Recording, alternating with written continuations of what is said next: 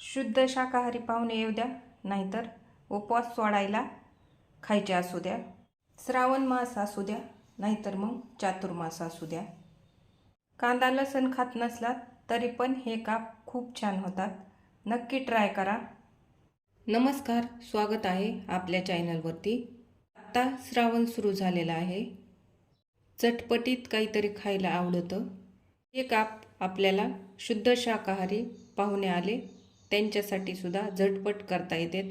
साहित्य अगदी घरातलं लागणार आहे.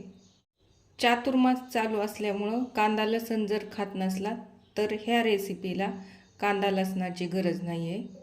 सगळ्यात अगोदर आपल्याला हे बटाटे गॅसवरती छान काळे होईपर्यंत भाजून घ्यायचेत आणि थंड करून घ्यायचेत. गॅस चालू करून घेतलाय, मिडियम गॅस केलाय आणि बत्तीमध्ये बटाटे घुसविले. आता व्यवस्थित काळं होईपर्यंत आपल्याला भाजून घ्यायचे. असं बटाटा भाजल्यामुळं चव खूप छान लागते आणि थोडंसं मधून शिजल्या जातं, त्यामुळं मसाला पण व्यवस्थित लागला जातो. तर असं व्यवस्थित भाजून घ्यायचे आपल्याला बटाटे. हे अशा पद्धतीने मी बटाटा भाजून घेतले, काळं कुठं पांढरं. असं केल्यामुळं बटाटा खायला खूप छान लागतं. तर घेतलेले आपण सगळेच बटाटे भाजून घेतलेत. हे पहा, थोडेसे गरम आहेत, थंड करून घ्यायचेत. आता आपले बटाटे व्यवस्थित थंड झालेत. हे पहा, पोळत नाहीत. मग अशी माझ्याकडून लिंबू सांगायचं राहिलं होतं, तर अर्ध लिंबू लागणार आहे आपल्याला. तर ह्या बटाट्याचे आपल्याला काप करून घ्यायचे.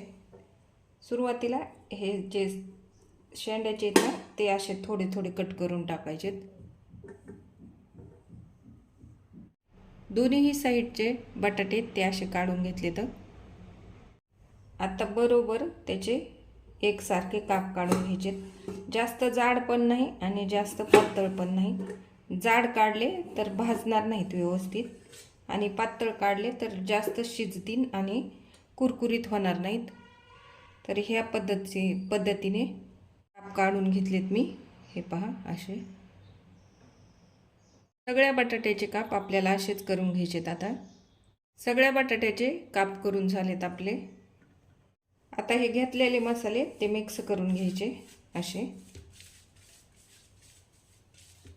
घेतलेले हळद, मीठ, लाल तिखट आणि गरम मसाला मिक्स करून घेतलाय. त्यामध्ये हे लिंबू पिळून घ्यायचे. अर्ध लिंबू आपण पिळून घेतले ह्यामध्ये. आता हा लिंबाचा रस आणि मसाले मिक्स करून घ्यायचेत. आता हे कापला हा मसाला लावून घ्यायचा आहे. हे बघा, अशा पद्धतीने सगळ्या कापला असाच मसाला लावून घ्यायचा आपल्याला. हे पहा, आता हा मसाला लावून झाल्याच्या नंतर एकावरती एक असे काप ठेवून घ्यायचेत. त्यामुळं मसाला व्यवस्थित त्यामध्ये मुरला जातो.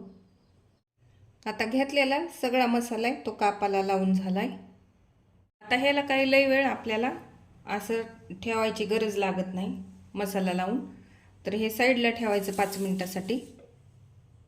आता काप कुरकुरीत बनविण्यासाठी क्रिस्पी हा रवा घेतलाय, लाल तिखट आणि मीठ.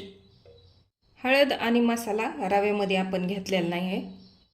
मीठ आणि तिखट टाकताना लक्षात घ्यायचं की कापचा मसाला केलता तेव्हा पण आपण मीठ आणि तिखट टाकलेलं आहे, त्या अंदाजानुसार घ्यायचं. आता हे मिक्स करून घ्यायचे रव्यामध्ये. मीठ आणि तिखट सगळं व्यवस्थित मिक्स करून घ्यायचं. आता मसाला लावून ठेवलेले जे काप आहेत ते आपल्याला ह्या रव्यामध्ये असे बुडवून घ्यायचे. वरतून रवा टाकायचा आणि त्याला असं प्रेस करीत राहायचं, म्हणजे दोन्ही साईडनी रवा छान चिटकतो. रवा छान चिटकाला तरच आपले हे काप आहेत ते कुरकुरीत होणार आहेत. व्यवस्थित रवा चिटकाल्याच्या नंतर साईडला काढून ठेवायचेत. सगळ्या कापांना रवा लावून घेतलाय आपण. रवा लावेपर्यंत मी काय केलं तर फुल गॅसवरती एक नॉनस्टिक तवा ठेवून तेल गरम करायला ठेवलं होतं. तेल छान तापले तर त्याच्यामध्ये हा एक एक काप ठेवून घ्यायचा.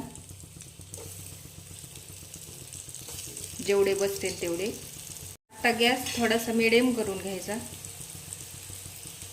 तर घेतलेल्या तिन्ही बटाट्याचे काप आपले एकाच तव्यामध्ये बसले आहेत. तर हे काप टाकताना काय करायचं, जर काही जाड झालेले असले ना तर ते मध्यभागी ठेवायचे आणि पातळे ते साईडने ठेवायचे. छान आता मिडियम गॅसवर 3 ते 4 मिनटं कुरकुरीत होते. तर तोपर्यंत असेच ठेवायचे. गॅस मिडियमच असला पाहिजे. हे काप भाजताना थोडंसं तेल असं मध्यभागी जर जात असलं तर असं फिरवून घ्यायचा तवा. हे पहा, असं प्रत्येक बटाट्याच्या कापाला तेल लागलं पाहिजे व्यवस्थित, त्यामुळं कुरकुरीत होते. आता 2-3 मिनटं झालेले आहेत आपले गॅस कमी करून. तर हे साईडचा रवा आहे तो लाल दिसायला लागला. हे पहा खालचा. तर पाहायचं पलटून की आपले काप आहेत ते कुरकुरीत झालेत का नाही. हे पहा पलटीले तर छान असा कलर आलाय. तर आता सगळेच काप आपल्याला पलटून घ्यायचेत. हे अशा पद्धतीने. हे पहा छान कडक झालेत. हे काप पलटून आपले 3 मिनटं झालेत. छान काप आपले ह्या पण साईडचे कुरकुरीत झालेत. हे पहा.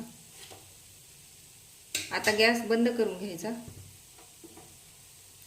शिजलेत का पाहिजे असले तर हे पहा असं बतईने बघायचं. हे छान शिजले तर मऊ. तयार आहेत आपले व्हेज काप. नक्की ट्राय करा. व्हिडिओ आवडल्यास लाईक करा, शेअर करा, छान छान कमेंट करा, सबस्क्राईब करा आणि बेल वाजवायला विसरू नका. थँक्यू.